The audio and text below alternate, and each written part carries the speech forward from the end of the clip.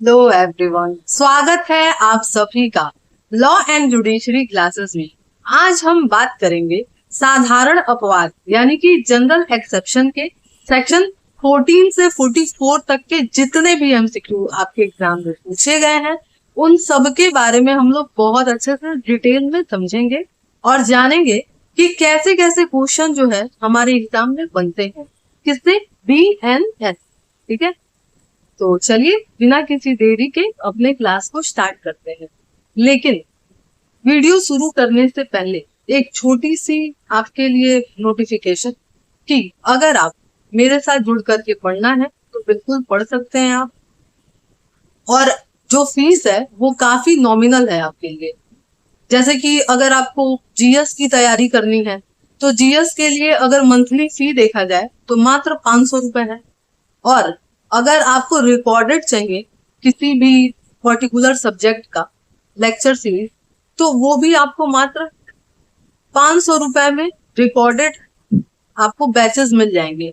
और साथ ही साथ अगर आप जुडिशरी की तैयारी करते हैं, अगर आपको मंथली वे में तैयारी करनी है मेरे साथ 1 to 1 तो उसकी भी आप तैयारी कर सकते हैं। उसके लिए मात्र 700 रुपए में मंथली बैचेस चलाए जाते हैं। और अगर आप LLB के स्टूडेंट हैं तो आपके लिए रिकॉर्डेड बैच उपलब्ध है मात्र 1000 रुपए में एक सेमेस्टर के। और अगर PDF चाहिए तो मात्र 500 रुपए में आपको मिल जाएगी PDF। ठीक है, तो क्लासेस अगर आप करना चाहते हैं तो बिल्कुल जुड़ सकते हैं मेरे साथ। वीडियो शुरू से करने से पहले मुझे अपना फेस वाला जो वीडियो है वो हटाना पड़ेगा ताकि आपको अच्छी तरीके से क्वेश्चन को आप डील कर पाए बिना किसी दिक्कत के। ठीक है, तो चलिए अपने क्लास को हम लोग स्टार्ट करते हैं। सबसे पहले देखा जाए तो सेक्शन 14 से 44 के बारे में हम लोग देखेंगे, है ना, साधारण अपवाद। और ये चैप्टर कौन सा हम लोग का, चैप्टर नंबर 3 का है। ठीक है, तो सबसे पहला क्वेश्चन क्या है हमारा, सबसे पहला क्वेश्चन है कि जो BNS का चैप्टर नंबर 3 है वो किससे संबंधित है। तो अभी हम बताए हैं, है ना, किससे संबंधित है, आपके सामान्य अपवाद से। ठीक है, यानी कि जनरल एक्सेप्शन से। और कहां से कहां तक है ये आपका, 14 से 44। नेक्स्ट,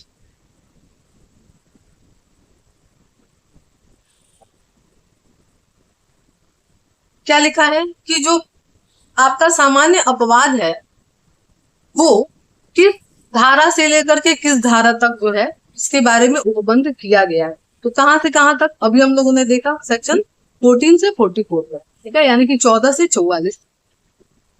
नेक्स्ट क्वेश्चन, मैगजीन है इग्नोरेंसिया जूरी नॉन एग्जीक्यूटा। इसका मतलब क्या होता है ये पूछ रहा है आपसे। तो क्या होता है इसका मतलब कि विधि की भूल क्षम्य नहीं है। ठीक है, ये जहां भी यूरिस लिखा रहेगा उसका मतलब विधि के बारे में। ये एक हिंट है, एक ट्रिक है याद करने का। ठीक है, तो विधि की भूल क्षम्य नहीं है, ध्यान रखिएगा। क्षम्य का मतलब माफी योग्य नहीं है। ठीक है, नेक्स्ट क्या लिखा है, इग्नोरेंसिया फैक्ट एग्जीक्यूटा मैगजीन का क्या अर्थ है। अब फैक्ट लिखा हुआ है ना, है ना, इसका मतलब क्या है, तथ्य की भूल क्या है, क्षम्य है। ठीक है, तथ्य की भूल क्या है, क्षम्य है। नेक्स्ट, इग्नोरेंसिया फैक्टस एग्जीक्यूटा का संबंध किससे है। तो किससे है बताइए, धारा 14 से। ठीक है, धारा 14 और 17 जो है यही दोनों जो है एक साथ पढ़ना चाहिए इन दोनों, जिसमें एक में आपका है कि विधि द्वारा आबद्ध और दूसरा क्या है, विधि द्वारा न्यायनुमय। ठीक है, चलिए इन सबको मैंने बहुत अच्छे से पढ़ाया है लेक्चर सीरीज में। अगर आप चाहते हैं तो जाकर के उस लेक्चर सीरीज को देख आइए। ठीक है, नेक्स्ट एक क्वेश्चन है, क्या लिखा है, एक सैनिक विधि के समादेशों के अनुरूप अपने वरिष्ठ अधिकारियों के आदेश से भीड़ पे गोली चलाता है। ए ने कोई अपराध नहीं किया, उसकी प्रतिरक्षा BNS में कहाँ की जाएगी बताइए। तो आपके धारा जो 14 है उसमें, क्योंकि इसका जो दृष्टांत है, अगर आप दृष्टांत का मतलब कि इलस्ट्रेशन अगर आप देखेंगे तो आपको पता चलेगा सेम वही दृष्टांत है जो वहां दिया हुआ है। ठीक है। नेक्स्ट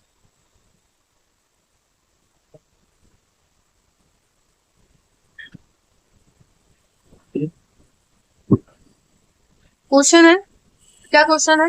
लिखा है ए न्यायालय का एक अधिकारी जिसे न्यायालय ने वाई को गिरफ्तार करने का आदेश दिया है और सम्यक जांच के पश्चात जेड को वाई समझ करके क्या करता है, गिरफ्तार कर लेता है। ए ने क्या किया है?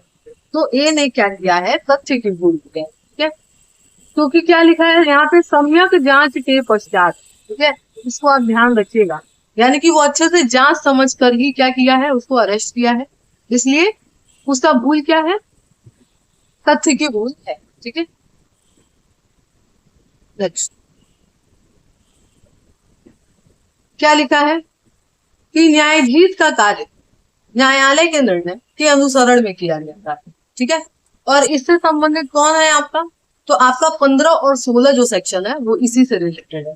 क्या कहता है कि बीएनएस का जो सेक्शन है, कौन सा सेक्शन है, जो न्यायालय के निर्णय या आदेश के अनुसरण में किया गया कार्य को अपराध नहीं बनाता है।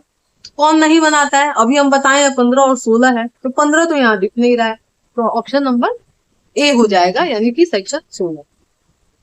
नेक्स्ट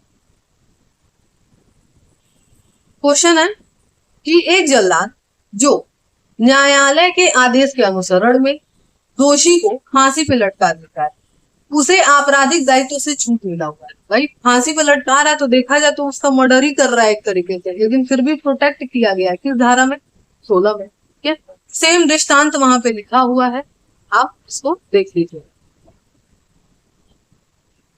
नेक्स्ट बीएनएस की निम्नलिखित में से कौन सी धारा यह प्रावधान करती है कि न्यायाधीश द्वारा न्यायिक रूप से कार्य करते समय किसी भी शक्ति के प्रयोग में की जाती है वह अपराध नहीं है जो कि विधि द्वारा उसे प्रदत्त की गई है या जिसके बारे में वह अच्छे विश्वास के साथ कार्य करता है। ठीक है, तो ऑप्शन क्या होगा आपका, 16। ठीक है, धारा क्या है, 16 है।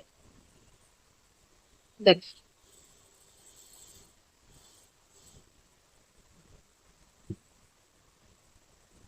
क्या लिखा हुआ है कि न्यायाधीश द्वारा न्यायिक रूप से कार्य करते समय किसी शक्ति का प्रयोग करते हुए कोई कार्य किया जाता है जो न्यायिकतः कार्य करने के उसे विधि द्वारा अधिकृत किया गया है या जिसके बारे में वह सद्भाव पूर्वक विश्वास करता है कि क्या, बताइए क्या होना चाहिए, तो क्या होगा, कोई अपराध नहीं होगा। क्यों? क्योंकि वो क्या कर रहा है, सद्भाव पूर्वक विश्वास कर रहा है कि विधि द्वारा वो क्या है, अधिकृत है वो काम करने। ठीक है, कोई अपराध नहीं। नेक्स्ट क्या लिखा है कि बीएनएस की निम्नलिखित में से कौन सी धारा यह प्रावधान करती है कि कुछ भी ऐसा अपराध नहीं है जो किसी ऐसे व्यक्ति द्वारा किया जाता है जो विधि द्वारा न्यायानुमत या जो तथ्य की भूल के कारण, न कि विधि के भूल के कारण सद्भाव में करता है, यानी कि सद्भाव पूर्वक विश्वास करके करता है, ऐसा करने में स्वयं को विधि द्वारा न्यायानुमत समझता है। क्या होगा, हम बताए थे ना, एक है विधि द्वारा आबद्ध और एक है विधि द्वारा न्यायानुमत, है ना, तो न्यायानुमत वाला कौन सा है, 17। ठीक है, ध्यान रखिए, देखिए विधि द्वारा आबद्ध जो है, जो आबद्ध है वो आपका धारा 14 है और न्यायानुमत जो है वो क्या है, 17 है। ठीक है, और आपका जो है न्यायालय का कार्य, ये आपके जो है न्यायिक कार्य से रिलेटेड आपके 15 और 16 है। ठीक है, ऐसे याद रखिए, सेक्शन जो है आपको लाइन बाय लाइन याद होता चला। ठीक है, और वैसे लेक्चर में तो मैंने बहुत अच्छे से आपको एक एक सेक्शन याद कराया है और समझाया है। नेक्स्ट क्या लिखा है, बीएनएस की कौन सी धारा कहता है कि दुर्घटनावश किया गया कार्य कोई अपराध नहीं है, तो कौन कहता है, धारा 18। ठीक है, सेक्शन 18 जो है वो कहता है। नेक्स्ट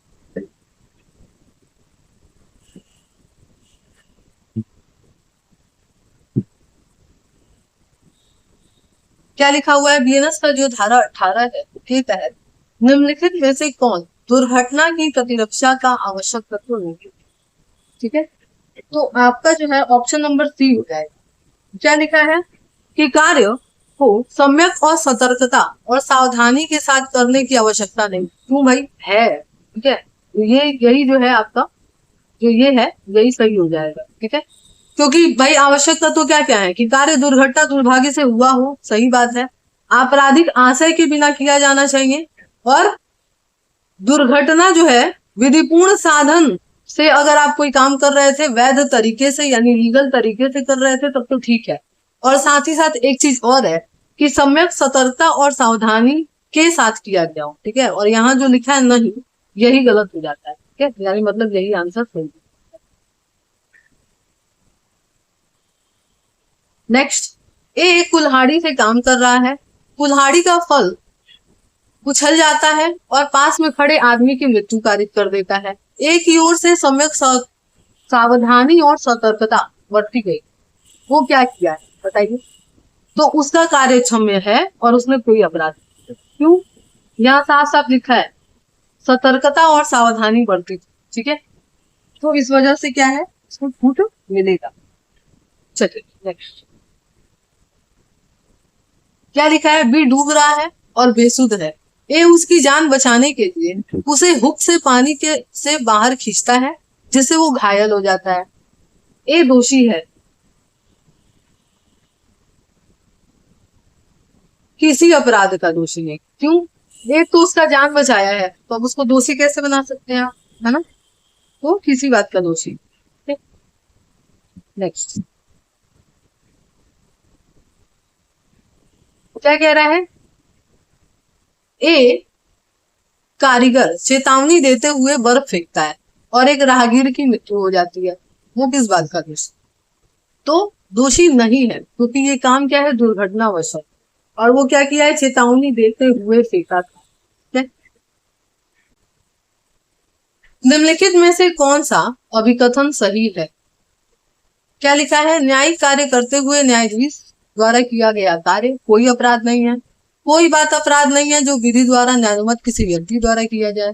कोई अपराध नहीं है जो किसी व्यक्ति द्वारा दुर्घटनावश किया जाए।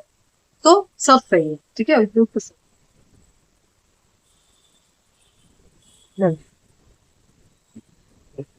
क्या लिखा है, आवश्यकता, ठीक है। अब आ गया आवश्यकता आपका। क्या लिखा है, बीएनएस का कौन सा प्रावधान आवश्यकता के सिद्धांत से संबंधित?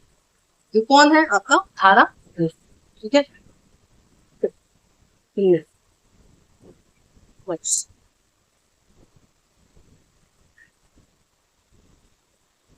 क्या लिखा है, जो धारा 19 है के तहत आवश्यकता को बचाव के रूप में नहीं माना गया है।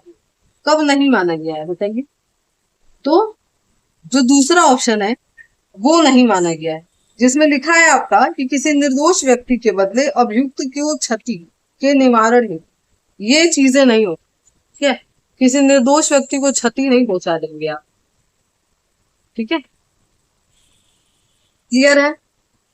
चलिए नेक्स्ट क्वेश्चन देखते हैं हम लोग क्या है।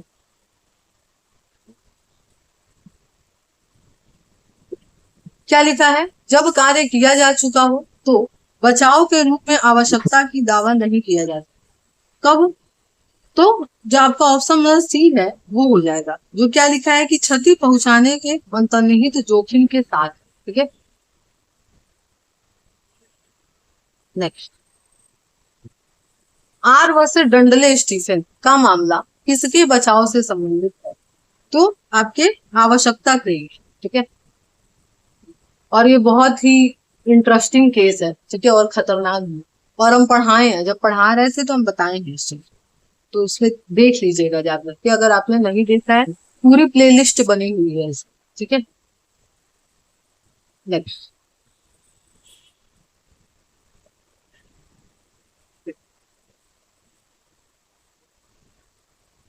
क्या लिखा है, जेड को बाघ उठा ले जाता है। ये जानते हुए कि जेड को गोली लग सकती है बाघ पर गोली चला देता है, लेकिन उसका आशय जेड को मारने का नहीं था और वो सद्भाव पूर्वक जेड के फायदे के लिए गोली चला देता है।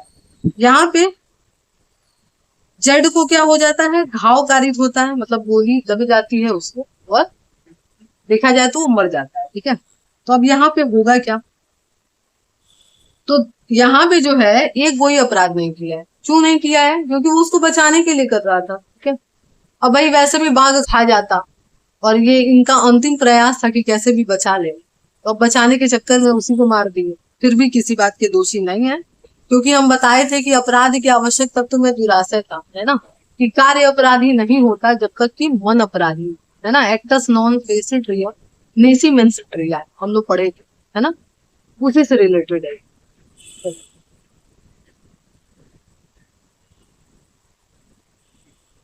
क्या लिखा है? बालक के कार्य। ठीक है, कहाँ से कहाँ था क्या बालक के कार्य के बारे में? तो जो सेक्शन 20 से 21 है वो इसके बारे में बताता है। ठीक है, 20 से 21 जो है वो बताता है इसके बारे में। नेक्स्ट लिखा है 7 वर्ष से कम आयु के बालक द्वारा कोई भी कार्य अपराध नहीं होता है। और इसको हम कहते क्या है इस सिद्धांत को? तो क्या कहते हैं? डॉली इन कैपेक्स। ठीक है, डॉली इन कैपेक्स। और वही 7 साल से ऊपर का है तो डॉली कैपेक्स। ठीक है, यानी कि 7 से ऊपर और 12 से कम, तो क्या हो जाएगा? डॉली कैपेक्स। यानी कि जो 7 साल से कम का है वो डॉली इन कैपेक्स। आ गया डॉली इन कैपेक्स सिद्धांत किस धारा में आपराधिक दायित्व का अपवाद है? किसमें है बताइए? धारा कौन सा है? धारा आपका 20। ठीक है, जो 20 और 21 है ना, 20 और 21, ठीक है, वही जो है बच्चों के काम से रिलेटेड है कि बच्चे अपराध कर देते हैं तो वो किस बात पे दोषी। ठीक है, नेक्स्ट बीएनएस का कौन सा धारा 7 वर्ष से कम आयु के बालकों के अपराध को दोषी नहीं मानता, मतलब किसी बात पर दोषी नहीं कहता है? कौन सा धारा है? अभी हम लोग देखे हैं ना, धारा 20। ठीक है, नेक्स्ट कोई भी कार्य अपराध नहीं है जो किसी बालक द्वारा किया जाता है। कितने साल तक के? तो आपके 7 साल तक, है ना, यही बताया ना, 7 वर्ष तक के बालक। नेक्स्ट क्या लिखा है? निम्नलिखित में से किसे विधि के तहत अपराध करने के लिए डॉली इनकैपेक्स माना गया? तो किसको माना गया है डॉली इनकैपेक्स? आपके जो भी 7 साल से कम आयु के बच्चे हैं वो। ठीक है, नेक्स्ट क्या लिखा है? धारा 20 में जो प्रतिरक्षा मिला है वो कैसा प्रतिरक्षा है आपका? तो पूर्ण प्रतिरक्षा है। ठीक है, यानी कि पूरी तरीके से बचाव दिया गया है। 7 साल का बच्चा कितना भी इंटेंशनली किसी का मर्डर भी कर दे तो भी वो किसी बात का दोषी नहीं है। ठीक है, नेक्स्ट क्या लिखा है? पीएनएस की कौन सी धारा यह कहती है कि 7 वर्ष से अधिक आयु और 12 वर्ष से कम आयु के बालक द्वारा किया गया कार्य कोई अपराध नहीं है जो अपने कार्य एवं आचरण की प्रवृत्ति और परिणाम को समझने में असमर्थ है? तो हम बताए थे 20 और 21 है इससे रिलेटेड, यानी कि धारा 21 है हमारा इससे। ठीक है, नेक्स्ट चित्त विकृति और मतता से रिलेटेड है। ठीक है, क्या कह रहा है कि बीएनएस की कौन सी धारा चित्त विकृत व्यक्ति यानी कि पागल व्यक्ति, ठीक है, के कृत्यों से संबंधित प्रतिरक्षा का प्रावधान करता है? कौन करता है? आपका धारा 22। ठीक है, धारा 22। नेक्स्ट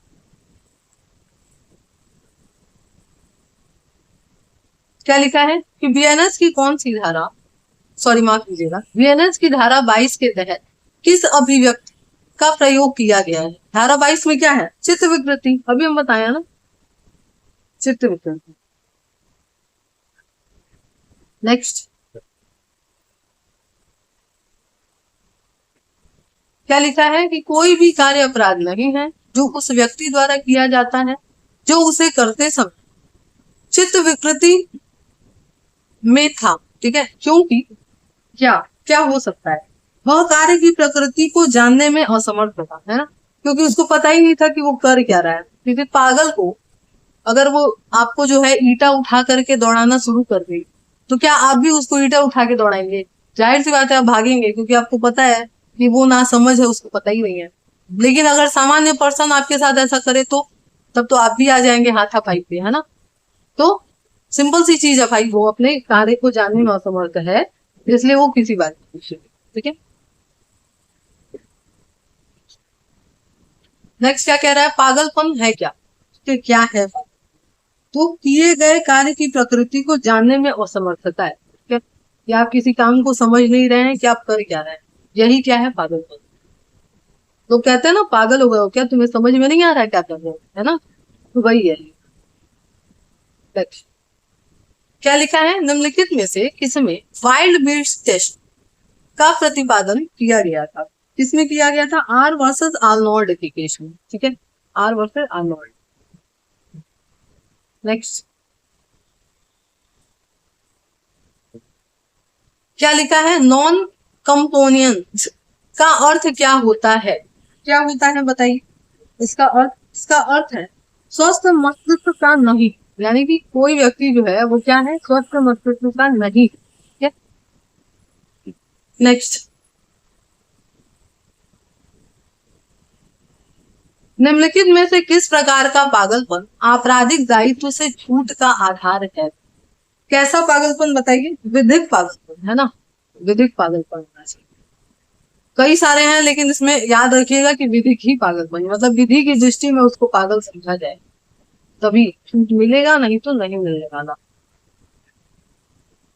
नेक्स्ट क्वेश्चन क्या लिखा है, कि कोई भी कार्य अपराध नहीं है जो ऐसे व्यक्ति द्वारा किया जाता है जो उसे करते समय चित्त विकृति के कारण कार्य की प्रकृति और परिणाम को जानने में असमर्थ था। नेक्स्ट क्या लिखा है, तथ्य की भूल एक अच्छा बचाव है लेकिन विधि की भूल क्षम्य नहीं। तो देखा जाए तो दोनों ऑप्शन तो सही है, लेकिन दोनों एक दूसरे की व्याख्या नहीं कर रहा है ना, तो ऑप्शन नंबर बी हो जाएगा सही। ठीक है, ऑप्शन नंबर बी। ठीक है, नेक्स्ट क्या लिखा है, चित्त विकृति की प्रतिरक्षा से संबंधित कौन सा केस है। ठीक है, तो आपका जो क्या है, मैग्नाटन का केस है। ठीक है, मैग्नाटन, ये एक केस हम पढ़ाए हैं, जा करके लेक्चर में देख लीजिए अगर आपने नहीं देखा है। नेक्स्ट, अनैच्छिक मतता की प्रतिरक्षा से संबंधित कौन सा धारा है, तो आपका जो धारा 23 है वही है, क्योंकि धारा 23 और 24 एक स्वैच्छिक मतता बताता है और एक अस्वैच्छिक। ठीक है, तो ये कौन सा है, तो ये अनैच्छिक मतता, वही अस्वैच्छिक मतता। ठीक है, धारा 23। नेक्स्ट क्या लिखा है, मतता का बचाव उपलब्ध नहीं है, कब नहीं है, जहां मतता स्वैच्छिक है ना, जहां खुद से ही पी पा के बैठे हैं वहां नहीं, गलती से आपको किसी ने पिला दिया और आप उस नशे की हालत में किसी के साथ कुछ कर रहे हैं, तभी आप किसी बात के दोषी नहीं। अगर खुद से पिए हैं तो कोई बचाव नहीं है। ठीक है, नेक्स्ट क्या लिखा है, निम्नलिखित में से कौन सा मतता का अग्रणी मामला है, कौन है, तो आपका डायरेक्टर प्रिंसिपल और पेप्सू वर्सेस बियर्ड का केस। ठीक है, जिसको डीपीपी बियर्ड का भी केस है। नेक्स्ट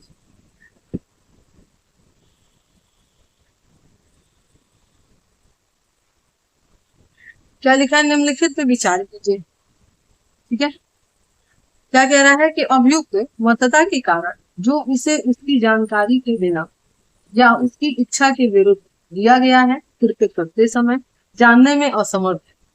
क्या लिखा है, कार्य की प्रकृति, यह कि कार्य दोषपूर्ण है या विधि के प्रतिकूल है, यह कि वह कार्य अनैतिक या गलत है, यह कि वह कार्य इस प्रकार का है जिसे नजरअंदाज किया है। तो देखा जाए तो यहाँ पे जो है आपका ऑप्शन ए और बी जो है वो करेक्ट बैठ रहा है। ठीक है, देखते हैं कहाँ है आपका ऑप्शन ए और बी, तो सी में है। क्लियर है, चलिए नेक्स्ट क्या लिखा है, वीएनएस में स्वैच्छिक मतता, तो 23 में अनैच्छिक था तो 24 में होगा स्वैच्छिक मतता, जाहिर सी बात है। ठीक है, 24 क्या लिखा है, मैगजीन वॉलेंट्री नॉन फिट इंटीरिया, है ना, तो वीएनएस में किस धारा में बताया गया है, तो आपका जो धारा 25 है वो बताता है सम्मति के बारे में। ठीक है, जो सम्मति देता है उसे क्षति नहीं होती। ठीक है, नेक्स्ट इसको छोटा कर देते हैं।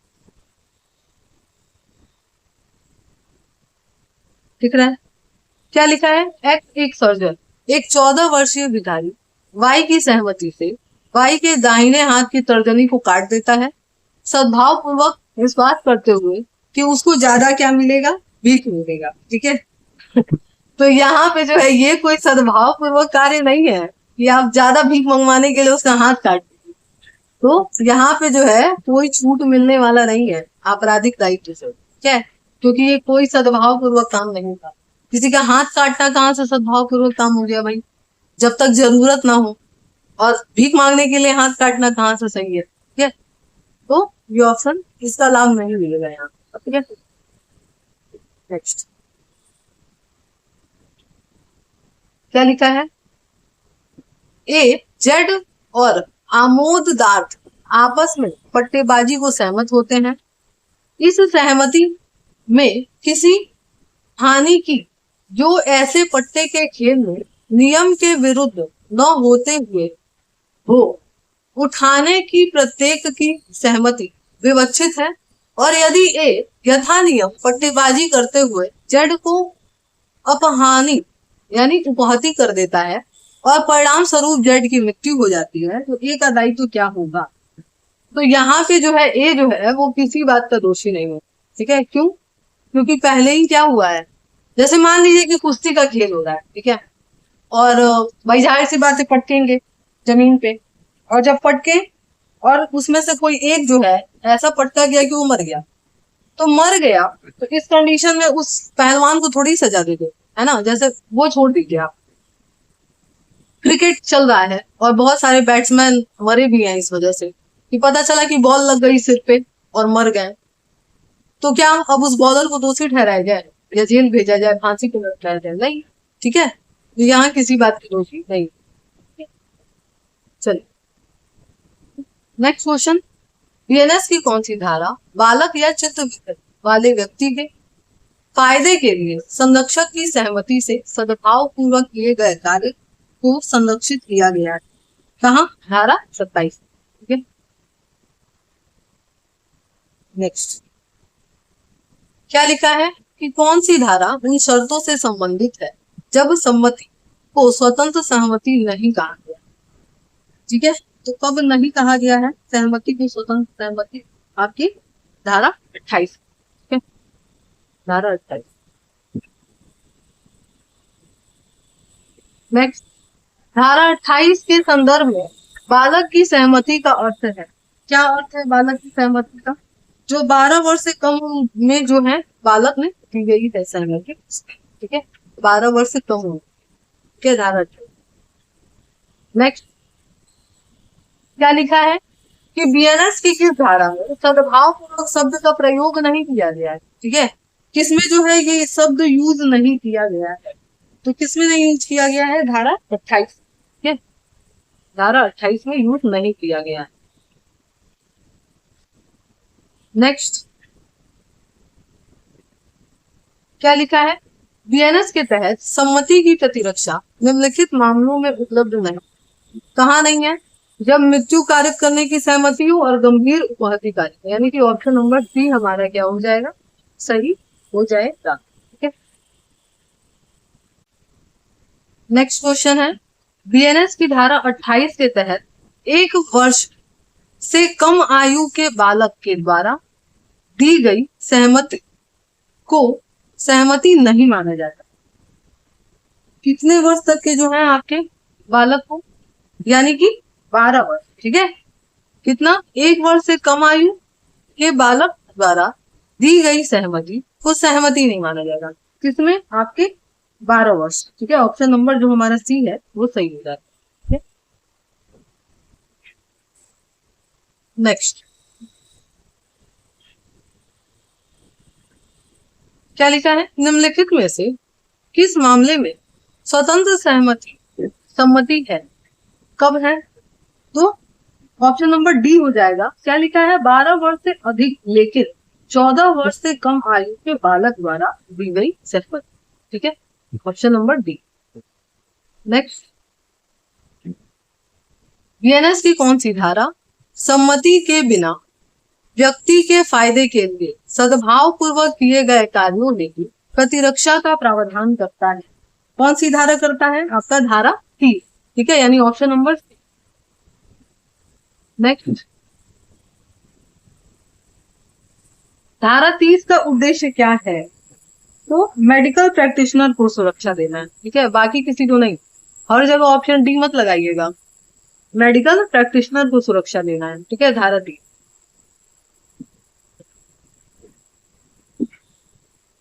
क्या लिखा है? जेड को बाघ उठा ले जाता है, ये यह जानते हुए कि बाघ पर गोली चलेगा तो जेड भी मर सकता है, लेकिन जेड को बचाने के लिए सद्भाव पूर्वक क्या करता है? गोली चला देता है। और होता क्या है कि उसको जेड को लग जाता है और जेड मर जाता है। ये तो अभी हम लोग देखे हैं ना, है ना? क्या होगा बताइए? तो यहाँ पे क्या कर सकता है वो? ए, सम्मति के बिना किए गए कार्यों से संबंधित कौन प्रतिरक्षा कहाँ ले सकता है? धारा 30 में। भले उसने सहमति नहीं लिया था, लेकिन कर तो उसको बचाने के लिए ही काम रहा था ना, तो बचाव मिल सकता है। ठीक है, नेक्स्ट, क्या लिखा है? ये एक सर्जन देखता है कि एक बालक जो है दुर्घटना हो गई है उसके साथ, और जिसका प्राण तंक साबित होना संभव है, मतलब कि उसकी मृत्यु भी हो सकती है। क्या करता है? शल्यक्रम। शल्यक्रम मतलब सर्जरी। ठीक है, तुरंत नहीं किया गया तो क्या होगा? उस बालक के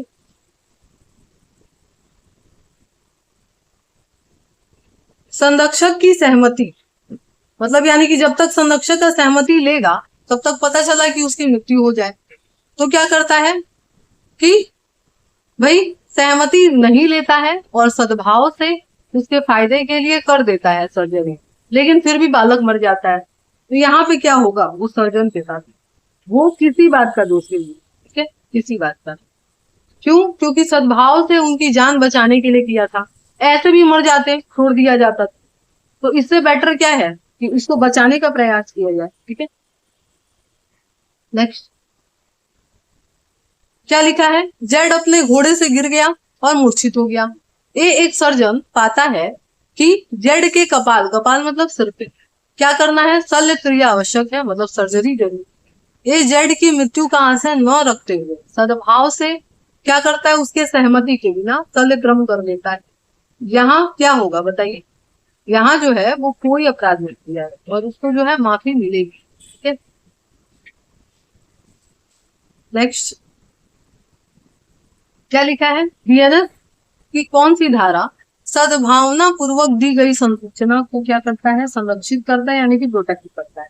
धारा 31। ठीक है, धारा 31 जो है बचाता है। नेक्स्ट, क्या लिखा है? एक सर्जन सद्भाव पूर्वक एक मरीज को बताता है कि वह रोगी अब जीवित नहीं रहेगा। अब होता क्या है कि जैसे ही वो बेचारे बताते हैं तब तक ये मर जाते हैं। ठीक है, तो यहाँ होगा क्या? वो जो डॉक्टर है जिसने ऐसा संसूचना दिया है वो किसी बात का दोषी नहीं। ठीक है, नेक्स्ट,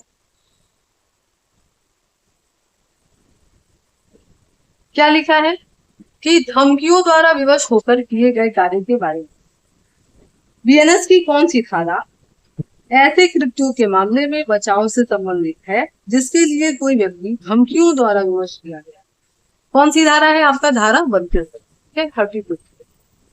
नेक्स्ट,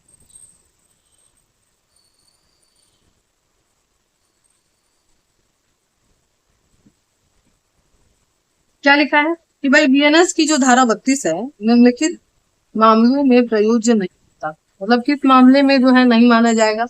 तो किसमें हत्या और राज्य के विरुद्ध अपराध है, उसमें अगर आप विवश होकर भी करते हैं तो भी सजा मिलेगा। ठीक है, यानी कि ऑप्शन नंबर सी। नेक्स्ट, क्या कह रहा है कि एक लोहार जिसे डकैतों के गिरोह ने पकड़ लिया और तत्काल मृत्यु की धमकी देकर के उससे क्या किया? उपकरण लेने के लिए और बी के घर का दरवाजा तोड़ने के लिए मजबूर किया। 10 की संख्या में डकैत ने बी के गहने पैसे सब लूटे और उसके बेटे को भी मार दिया। यहाँ पे होगा क्या, है ना, यहाँ पे क्या होगा बताइए। तो यहाँ पे जो है वो व्यक्ति जो ए है वो किसी बात का दोषी नहीं होगा। क्यों नहीं होगा? क्योंकि एक तो उसको धमकी द्वारा विवश किया गया, ऊपर से तत्काल मृत्यु का उसको क्या किया गया है, धमकी दिया गया है, ठीक है, कि मार देंगे नहीं किए तो। ठीक, नेक्स्ट क्या लिखा है, एक्स स्वेच्छा से डकैत के गिरोह में शामिल हो जाता है। उस गिरोह का मुखिया एक्स को वाई को मारने का आदेश देता है, अन्यथा वो क्या करेगा, उसी को मार देगा, ठीक है, यानी कि एक्स को मार देगा। अपनी जान बचाने के लिए वो वाई को मार देगा, ठीक है। अब यहाँ पे होगा क्या, तो यहाँ पे जो है देखा जाए तो ऑप्शन नंबर हमारा सी हो जाएगा, जो कि लिखा है कि एक्स उत्तरदायी है, क्योंकि जहां कोई व्यक्ति गिरोह की प्रकृति को जानते हुए, भाई आप जान रहे थे गिरोह है, इतना बढ़िया तो है नहीं कि आप जानते हुए उसमें शामिल हो गए, तो जाहिर सी बात है मारने या मराने का भाई धमकी देंगे सब, मरवाएंगे सब किसी को, तो आप इस चीज का बचाव नहीं ले पाएंगे, ठीक है। ऑप्शन नंबर सी हमारा सही हो जाएगा, ठीक है। नेक्स्ट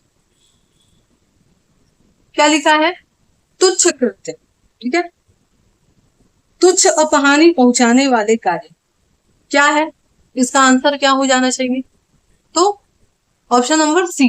क्या लिखा है कि कोई अपराध नहीं है यदि वह क्षति इतनी मामूली है कि सामान्य प्रज्ञावान और स्वभाव वाला व्यक्ति उसके लिए कोई शिकायत ना हो, है ना, कि भाई छोटी सी चीज के लिए कौन शिकायत करने जाए। आपके घर से कोई फूल फूल लेकर के भाग गया आपके बिना परमिशन के, तो हुआ तो वो भी चोरी ही, चोरी के सारे आवश्यक तत्व तो पूरे हो रहे हैं, लेकिन अब इतने के लिए थोड़ी कोई चला जाएगा, वो नहीं जाएगा, ठीक है, तो ऑप्शन नंबर सी। नेक्स्ट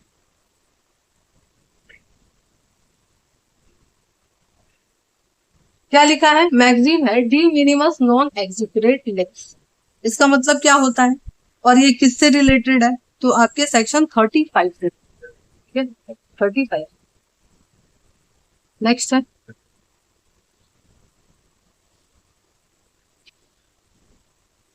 क्या लिखा है, मैगजीन डी मिनिमस नॉन एग्रीवेट लेक्स यूएनएस का जो अध्याय 3 है के तहत किस सामान्य अपवाद का आधार है, बताइए। अभी हम लोग देखे हैं ना, तुच्छ अपहानि कार्य करने वाले कार्य, नेक्स्ट क्या लिखा है, डी मिनिमस नॉन एग्रीवेट लेक्स किसका निष्कर्ष निकलता है इससे, तो वही तुच्छ कार्य अपराध नहीं है जिसे सृजित होता है। अब नेक्स्ट जो है आपका बहुत इंपॉर्टेंट पार्ट आ रहा है, जिससे हर एग्जाम में क्वेश्चन बनते ही बनते हैं, है ना, बनते तो सबसे हैं, अभी तक जितना भी मैंने बताया है सबसे ही क्वेश्चन बनते हैं। क्या लिखा है, प्राइवेट प्रतिरक्षा यानी कि सेल्फ डिफेंस लिखा है, प्राइवेट प्रतिरक्षा के अधिकार के प्रयोग में किया गया कार्य कोई भी अपराध कार्य नहीं होता। यह प्रावधान कहाँ दिया गया है, तो सेक्शन 34, ठीक है, 34 से 44 इसी के बारे में बताता है, ठीक है। नेक्स्ट क्या लिखा है, प्राइवेट प्रतिरक्षा का अधिकार नैसर्गिक तत्व किससे रिलेटेड है, आत्म सुरक्षा से रिलेटेड है, ठीक है, आत्म सुरक्षा। नेक्स्ट क्या लिखा है कि प्राइवेट प्रतिरक्षा के अधिकार के प्रयोग में किया गया कोई भी कार्य अपराध नहीं है, सही बात है। फिर क्या लिखा है, जहां समाज की सहायता प्राप्त नहीं की जा सकती है वहां व्यक्ति अपनी सुरक्षा के लिए हर संभव प्रयास करता है, ये भी सही बात है, लेकिन देखा जाए तो उसका सही स्पष्टीकरण नहीं करता है, क्या बात तो दोनों सही है, लेकिन ऑप्शन नंबर क्या हो जाएगा, बी हो जाएगा। नेक्स्ट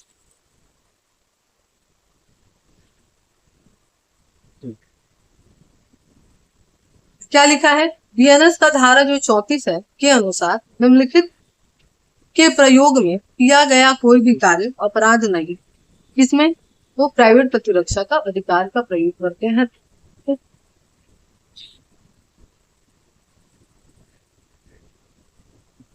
क्या लिखा है, प्रत्येक व्यक्ति को प्राइवेट प्रतिरक्षा का अधिकार है, ठीक है, तो अपनी शरीर संपत्ति और किसी अन्य की शरीर संपत्ति का भी, ठीक है, ये कौन बताता है, सेक्शन आपके 35 बताता है। नेक्स्ट क्या लिखा है, प्राइवेट प्रतिरक्षा का अधिकार। इसका मीन्स क्या हुआ, तो इसका मीन्स हुआ कि प्राइवेट प्रतिरक्षा का जो अधिकार है वो अधिकार जो है प्रतिरक्षा के रूप में हो सकता है, लेकिन प्रतिशोध के रूप में नहीं हो सकता। ठीक है, यानी कि आप बचाव के रूप में कर सकते हैं, है ना, जिसको हम लोग कहते हैं ढाल के रूप में, न कि तलवार के रूप।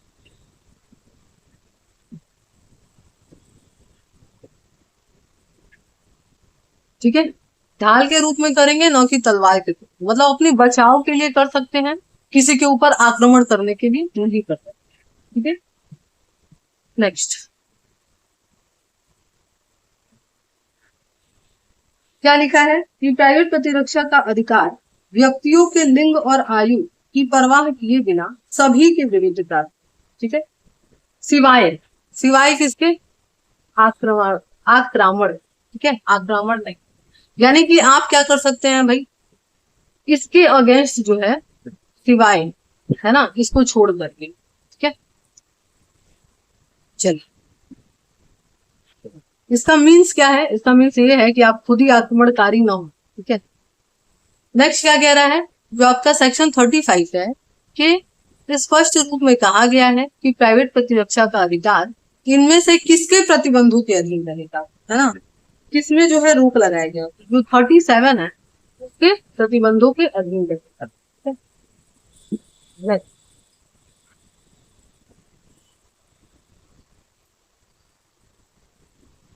क्या लिखा है, प्राइवेट प्रतिरक्षा का अधिकार उपलब्ध है, किसके लिए उपलब्ध है, तो एक विधि विरुद्ध जमाओं के सभी सदस्यों के लिए।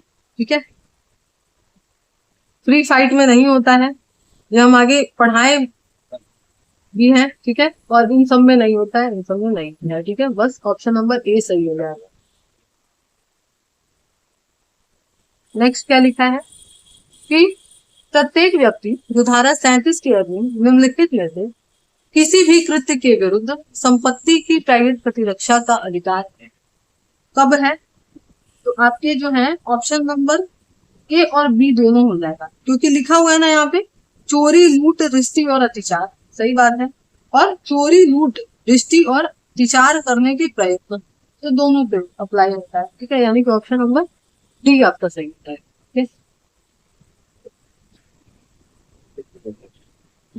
नेक्स्ट क्वेश्चन है, निम्नलिखित में से किस मामले में सर्वोच्च न्यायालय ने कहा है कि प्राइवेट प्रतिरक्षा के अधिकार के विरुद्ध प्राइवेट प्रतिरक्षा के अधिकार का प्रयोग नहीं किया जाना चाहिए, तो यूपी राज्य वर्सेस राम स्वरूप के केस में गया। ठीक है, ये एक एक केस बहुत इंपॉर्टेंट है और आप लोग बहुत अच्छे से इसको तैयार करें।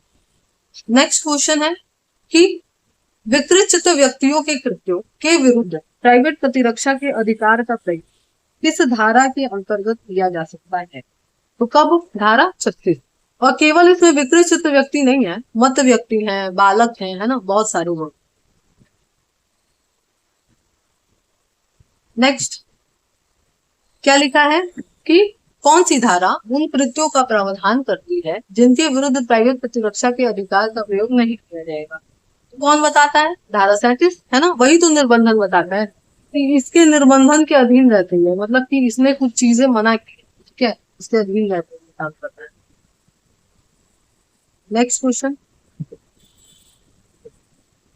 क्या लिखा है, प्राइवेट प्रतिरक्षा का अधिकार उपलब्ध नहीं है, किसके विरुद्ध नहीं है बताइए, तो जब लोक प्राधिकारी की सहायता लेने का समय है तब आप नहीं यूज करेंगे। ठीक है, तब नहीं यूज करेंगे, बाकी सबके अगेंस्ट है, अभी हम बताए, कहाँ है, धारा 36 में बताए थे। नेक्स्ट क्वेश्चन है, बीएनएस की कौन सी धारा किसी भी मामले में प्राइवेट प्रतिरक्षा के अधिकार का विस्तार उतनी अपहानी से अधिक अपहानीकारी करने तक का नहीं होगा जितना कि इसमें दिया गया है, तो कौन सा आपका सेक्शन है, 37 का क्लॉज 2 जो है वो इसके बारे में बताता है। ठीक है, नेक्स्ट क्या लिखा है कि कौन सा कथन जो है हमारा सही है। ठीक है, पहला क्या लिखा है कि बीएनएस के तहत प्राइवेट प्रतिरक्षा के अधिकार ऐसे कार्य के विरुद्ध भी उपलब्ध हैं जो संहिता के तहत अपराध नहीं। ठीक है, तो देखा जाए तो पहला ऑप्शन ही हमको सही लग रहा है ना, पहला ऑप्शन ही सही है। क्योंकि नेक्स्ट क्या लिखा है कि प्राइवेट प्रतिरक्षा के अधिकार का प्रयोग विधि विरुद्ध आक्रमणकर्ता को समाप्त करने जवाबी कार्यवाही में क्या हो सकता है किया जा सकता है, नहीं ठीक लग रहा है ना, ये सही नहीं है। फिर तीसरा क्या कह रहा है कि प्राइवेट प्रतिरक्षा के अधिकार केवल अपने शरीर संपत्ति नहीं, अभी हम लोग देखे हैं ना कि अपने भी और दूसरे के भी। फिर लास्ट क्या है कि प्राइवेट प्रतिरक्षा के अधिकार मृत्यु कार्य तक विस्तार जब हमला जो है सदोष अवरोध करने के आशय, सदोष अवरोध नहीं सदोष परिरोध है वहां, है ना। भारत जब हम लोग देखेंगे आपका 38 देखेंगे तो उसने दिया होगा, यानी कि ऑप्शन नंबर ए ही सही। ठीक है, ए ही सही। ठीक है, नेक्स्ट क्या कह रहा है कि बीएनएस के किस धारा में शरीर की प्राइवेट प्रतिरक्षा में मृत्यु कार्य किया जा सकता है, तो इसमें है 38, अभी हम बता दें ना 38। नेक्स्ट क्या कह रहा है कि निम्नलिखित में से किस मामले में शरीर की प्राइवेट प्रतिरक्षा के अधिकार में मृत्यु नहीं कर सकते, मतलब किसी को जान से नहीं मार सकते। ठीक है, तो किस कंडीशन में नहीं मार सकते हैं, सदोष परिरोध को आसान बनाने के, है ना, इस चीज के लिए नहीं कर सकते, बाकी सब कर सकते हैं सबके मामले। नेक्स्ट क्या लिखा है, बीएनएस के तहत मृत्यु या घोर उपहति की युक्तियुक्त आशंका कारित करने वाले हमले के मामले में धारा 37 के तहत निर्धारित प्रतिबंधों के अधीन प्राइवेट प्रतिरक्षा का अधिकार स्वेच्छा कारित करने तक विस्तार है। कहाँ तक है, आपकी मृत्यु। मृत्यु। नेक्स्ट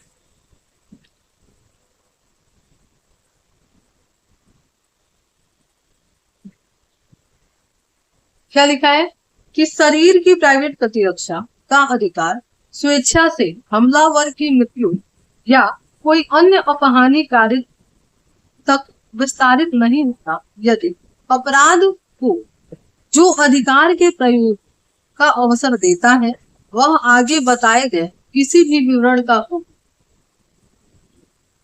पहला क्या लिखा है, बलात्कार करने के आशय से हमला। दूसरा लिखा हुआ है आपका कि अपहरण या व्यपहरण करने के आशय से। फिर लिखा है कि किसी व्यक्ति को सदोष अवरोध करने के आशय से किया गया है।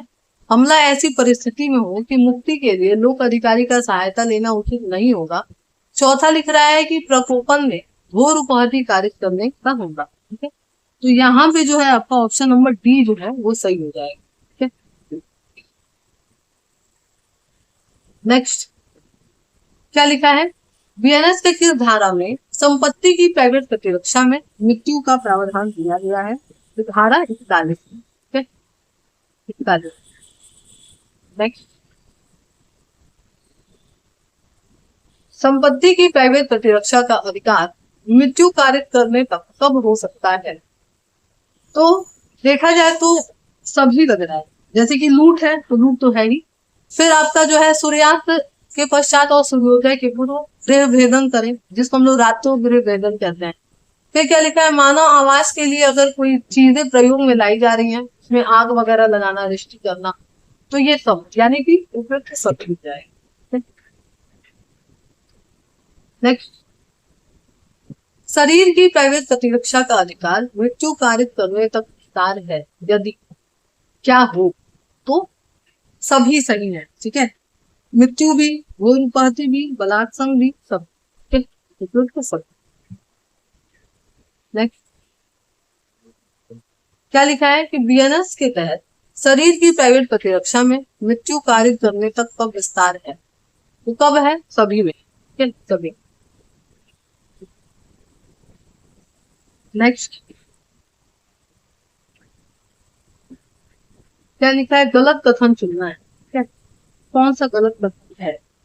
पहला क्या है कि बलात्संग करने के आशय से किए गए हमले में के मामले में शरीर की प्राइवेट प्रतिरक्षा का अधिकार मृत्यु कारित करने तक विस्तार है। ठीक है, ये तो सही है। फिर क्या कह रहा है, शरीर की प्राइवेट प्रतिरक्षा का अधिकार एसिड फेंकने के कृत्य के मामले में मृत्यु कारित करने तक है, जिससे यह आशंका होती है कि गोमुखी या कोई अन्य परिणाम होगा। ठीक है, तो ये भी सही है ना। क्या पूछा है कि सही नहीं है, देखा जाए तो बचा है। कह रहा है कि शरीर की प्राइवेट प्रतिरक्षा का अधिकार जिसका विस्तार मृत्यु कारित करने तक है, पति को अपनी पत्नी के साथ व्यभिचार या जारता करने नहीं नहीं, मतलब भाई दूसरे के साथ रिलेशन बनाते हुए देख लिए या कर रहे हैं, इसके लिए जान से नहीं मार देना। ठीक है, इसके लिए आप डाइवोर्स ले लीजिए, छोड़ दीजिए उसको, जान से थोड़ी मार देंगे। ठीक है, तो ये ऑप्शन सही नहीं। ठीक, नेक्स्ट चौथा भी पढ़ दे रहा है। क्या लिखा है कि प्रकृति विरुद्ध यानी कि अननेचुरल ऑफेंसेस जो होते हैं उसके मामले भी क्या है, आप किसी को जान से मार। ठीक है, नेक्स्ट क्वेश्चन क्या है कि जेड अनैच्छिक मतता में है और अज्ञात अपराधियों द्वारा ए के घर पर छोड़ दिया जाता है। जेड नशे की हालत में ए के घर में प्रवेश करता है, ए से बलात्कार करने का प्रयास करता है। ए जेड द्वारा उसके साथ बलात्कार करने के प्रयास के दौरान जेड को किसी भारी वस्तु से मारता है जिससे उसकी मृत्यु हो जाती है। अतः इसमें जो है कौन सा कथन सत्य माना जाएगा। ठीक है, पहला क्या लिखा है, चूंकि जेड अनैच्छिक मतता में था उसका कार्य अपराध नहीं है और इस प्रकार ए को प्राइवेट प्रतिरक्षा के अधिकार प्राप्त नहीं है और उसने हत्या की श्रेणी में आने वाले आपराधिक मानवाधिकार प्रयास किया। भाई नहीं, ये गलत। फिर कह रहा है कि चूंकि जेड अनैच्छिक मतता में है उसका कार्य अपराध नहीं है और इस प्रकार ए के प्राइवेट प्रतिरक्षा के अधिकार भी नहीं है। क्यों नहीं है भाई, उसको तो रहेगा ना भाई, उसके साथ गलत हो रहा है तो जाहिर सी बात है उसको उसके अगेंस्ट प्राइवेट प्रतिरक्षा का अधिकार है। फिर क्या कह रहा है आपका नेक्स्ट कि जेड के अनैच्छिक मतदा के बावजूद ए ने कोई प्राइवेट प्रतिरक्षा के अधिकार का प्रयोग किया है और इसलिए वो अपराध नहीं। ठीक है, अगर भाई जिसके साथ रेप अटेम्प्ट करने की कोशिश कर रहा है तो जाहिर सी बात है उसको जान उसको मारे और मारे की मर गया, वो किसी बात की दोषी नहीं। ठीक है, क्लियर है। चलो नेक्स्ट, बीएनएस की किस धारा में शरीर की प्राइवेट प्रतिरक्षा के अधिकार के प्रारंभ और बने रहने से संबंध में प्रावधान किया गया है। कहाँ किया गया है, धारा 40। ठीक है, सेक्शन 4। नेक्स्ट,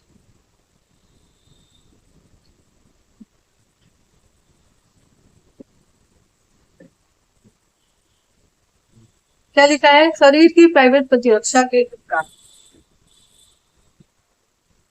क्या लिखा है, पहला, जैसे ही अपराध करने के प्रयत्न या धमकी से शरीर के लिए खतरे की युक्त आशंका उत्पन्न होती है, शुरू हो जाती है और यह तब तक जारी रहती है जब तक शरीर के खतरे की आशंका बनी हुई है। दूसरा क्या कह रहे हैं, जैसे ही अपराध करने के प्रयत्न या धमकी से शरीर के खतरे की युक्त आशंका उत्पन्न होती है, शुरू हो जाती है और यदि आशंका समाप्त होने के बाद भी जारी रहे। नेक्स्ट, केवल तभी शुरू होता है जब हमला वास्तव में किया जाता है और हमले के अवधि के दौरान जारी रहता है। लास्ट क्या कह रहा है, तभी शुरू होता है जब हमला वास्तव में किया जाता है और हमलावर के चले जाने के बाद भी जारी रहता है। तो यहाँ पे जो है आपका, यहाँ पे ऑप्शन नंबर सी जो है वो हमारा सही होगा। ठीक है, नेक्स्ट क्या कह रहा है, बीएनएस की किस धारा में संपत्ति की प्राइवेट प्रतिरक्षा के अधिकार के प्रारंभ और बने रहने के बारे में बताता है। कौन बताता है, आपका सेक्शन 43। ठीक है, नेक्स्ट क्या कह रहा है, निम्नलिखित में से किस मामले में संपत्ति की प्राइवेट प्रतिरक्षा का अधिकार मृत्यु कारित करने तक विस्तार नहीं है। कब जो है आप नहीं मारेंगे तो गृह अतिचार। ठीक है, क्योंकि बाकी सब गंभीर अपराध है वैसे ही समझ जाइए, तो मतलब ये नहीं है। नेक्स्ट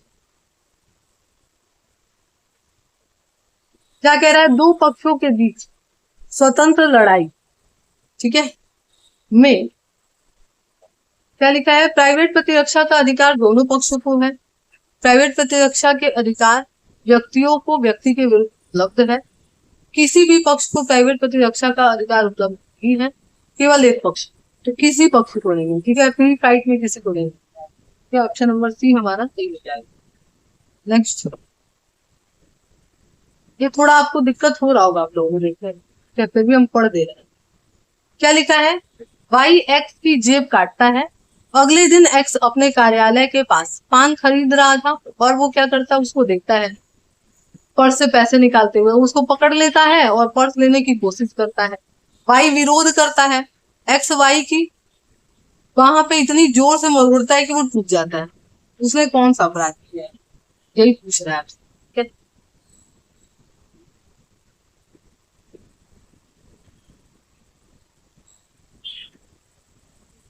तो उसने जो है प्राइवेट प्रतिरक्षा के अधिकार का वो तर्क नहीं लेगा, क्यों, क्योंकि आपके पास पुलिस के पास जाने का समय था, अगर ऐसा कुछ आपके साथ हुआ है, ठीक है, या तो आप तत्काल करते जो करना था उस समय नहीं किए, अब कुछ दिन बाद जाके देख रहे हो और उस समय कुछ चीजें कर रहे हो, तो ये सही नहीं, ठीक है।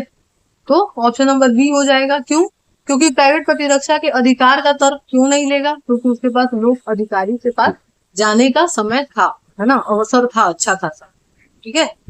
नेक्स्ट 33, क्या कह रहा है, जिस व्यक्ति का कृत्य सामान्य अपवादों के अंतर्गत आता है उसे क्या दंड दिया जाएगा, तो कोई दंड नहीं दिया जाएगा, ठीक है, कोई दंड नहीं दिया जाएगा, ठीक है, क्लियर है।